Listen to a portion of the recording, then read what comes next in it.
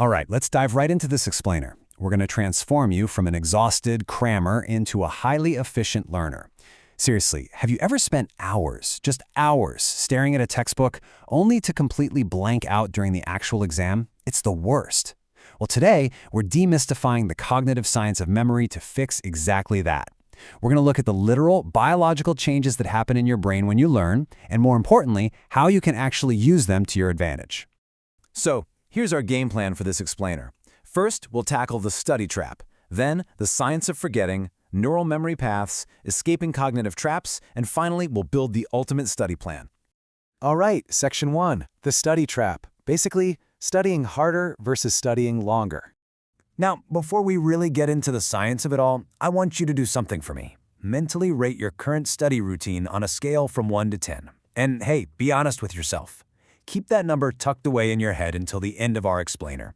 We're going to see if we can drastically change how you approach that score by the time we wrap up.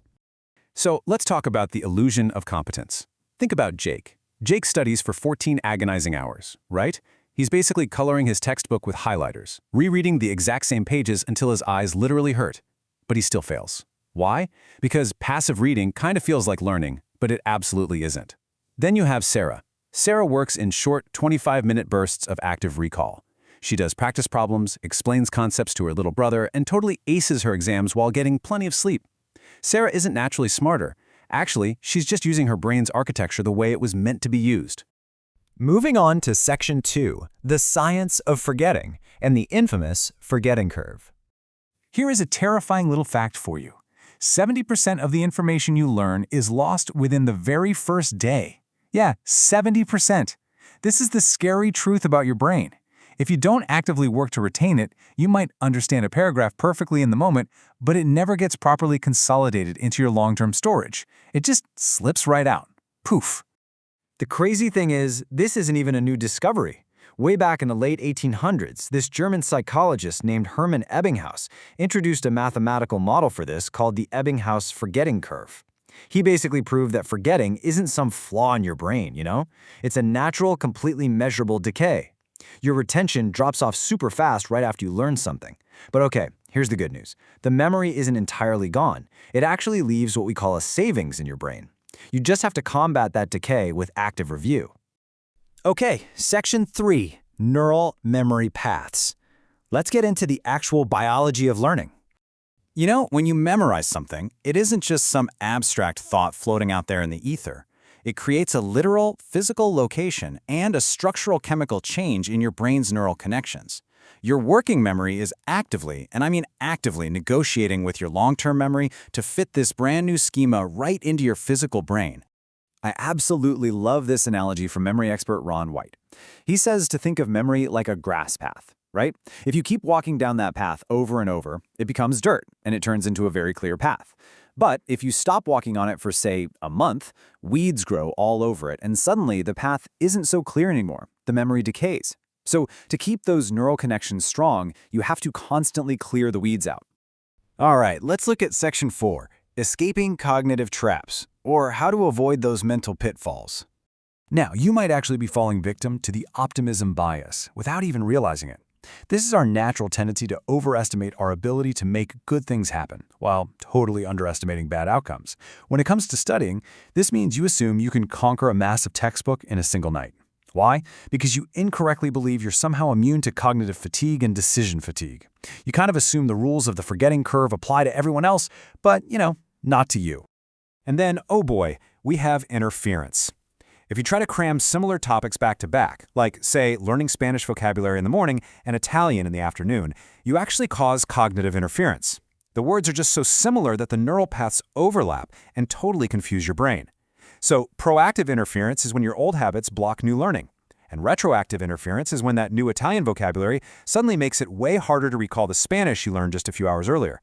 To fix this, we absolutely need distinct, spaced-out learning sessions. Which brings us to Section 5, the ultimate study plan. Let's master your memory.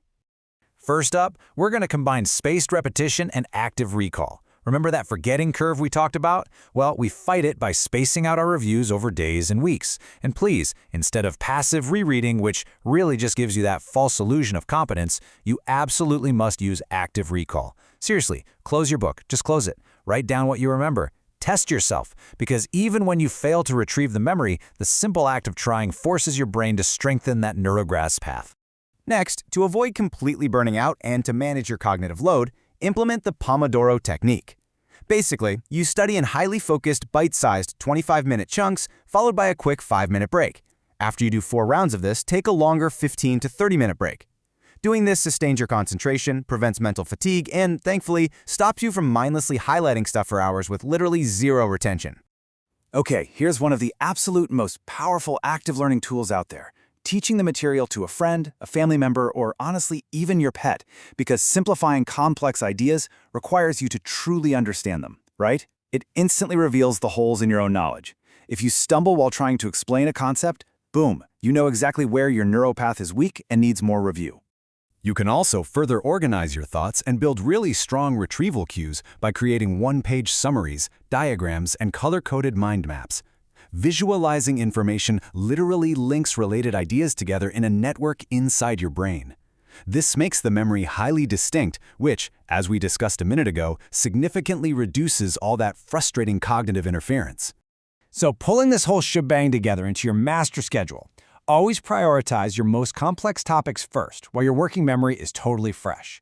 And use a technique called interleaving. That means mixing up slightly different subjects, like do a little math, then switch to some science. This challenges your brain and builds flexible problem-solving skills. And finally, review your absolute weakest areas right before you go to sleep. Sleep is literally when your brain does the heavy lifting of memory consolidation. It's turning all that short-term data into stable, long-term structural changes. All right, think back to that score from 1 to 10 you gave yourself at the very beginning of this explainer.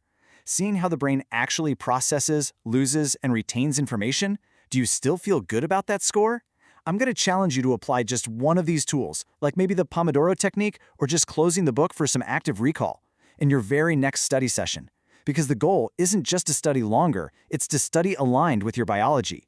So what are you going to change today to make sure those neural grass paths never overgrow again?